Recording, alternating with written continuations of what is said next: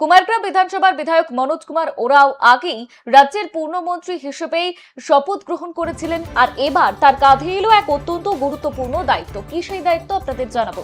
বুধবার রাজ্য মন্ত্রিসভার দপ্তর বন্টনের পর বন দপ্তরের মন্ত্রী হিসেবে দায়িত্ব পাওয়ার খবর নিজেই সোশ্যাল মিডিয়ার মাধ্যমে সকলকে জানান তিনি।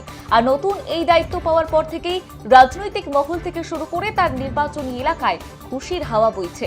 মন্ত্রী মনোজ কুমার ওরাও তার বার্তায় গভীর কৃতজ্ঞতা প্রকাশ করেছেন। তিনি জানিয়েছেন, তিনি ছোট থেকেই গ্রাম বাংলার মানুষ এবং গ্রামের সাধারণ মানুষের পাশে থেকেই বড় হয়েছেন। তাই প্রধানমন্ত্রী এবং মুখ্যমন্ত্রী তার মনের কথা এবং মাটির টান বুঝেই এই গুরুত্বপূর্ণ দায়িত্ব দিয়েছেন বলেই অনুভব করেছেন তিনি। আগামী দিনে বনাঞ্চল রক্ষা এবং বনবাসীদের উন্নয়নে তিনি আপ্রাণ কাজ করবেন বলেও বার্তা দিয়েছেন। এদিকে মন্ত্রিত্ব পাওয়ার এবং বিশেষ করে বন দফতরের দায়িত্ব পাওয়ার খবর ছড়িয়ে পড়তেই মনোজ কুমার ওরাও এর বাড়িতে শুভেচ্ছা জানাতে ভিড় জমাতে শুরু করেছেন অনুগামী এবং সাধারণ মানুষ। তবে এর মধ্যেই মন্ত্রীর বাড়িতে ঘটে গেল এক অলৌকিক এবং চমকপ্রদ ঘটনা। দলীয় কর্মী এবং সাধারণ মানুষের ভিড়ের মাঝেই আচমকা মন্ত্রীর বাড়িতে একটি সাপের দেখা মেলে। আর এই ঘটনাকে কেন্দ্র করে এলাকায় ব্যাপক চর্চা এবং কৌতূহল শুরু হয়।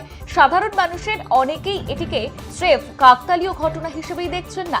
যেহেতু তিনি সত্যই বনমন্ত্রী হয়েছেন, তাই অনেকেরই মত বনমন্ত্রীর বাড়িতে স্বয়ং নাগ দেবতার আগমন এক পরম শুভ সংকেত এবং আশীর্বাদ স্বরূপ।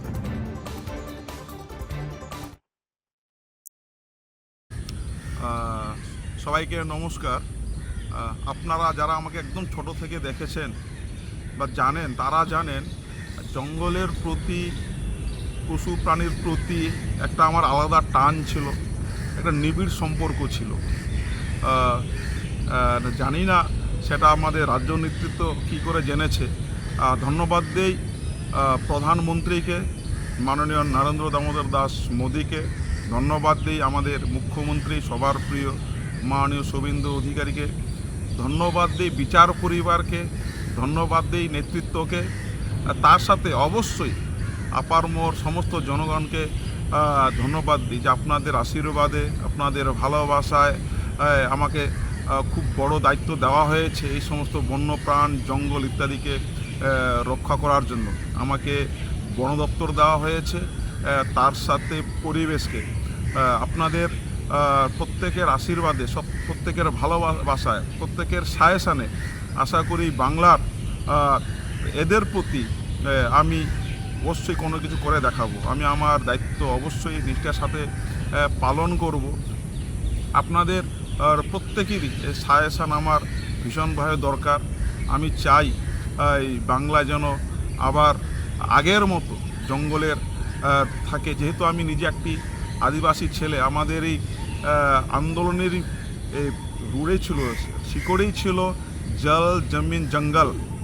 মানে বিরসা মুন্ডা, বিরসা ভগবানজি বলেছিলেন যে জলকে রক্ষা করতে হবে, জমিন মানে জমি রক্ষা করতে হবে, জঙ্গল মানে বন্যপ্রাণ, জঙ্গলকে রক্ষা করতে হবে। সেটা নিয়ে তারা ইংরেজদের সাথে লড়াই করেছিলেন এবং তাই এই জল জমিন জঙ্গলের সাথে আদিবাসীদের নিবিড় একটা সম্পর্ক আছে। আমাকে নেতৃত্ব তাদের রক্ষা করার দায়িত্ব দিয়েছে। আমি একটা বাংলার সন্তান হয়ে আমার যতটুকু সামর্থ্য অনুযায়ী এদের জন্য আমি ঝাঁপিয়ে পড়ব। আমি নিষ্ঠার সাথে আমার দায়িত্ব আমি পালন করব। সবাইকে ধন্যবাদ, সবাইকে নমস্কার।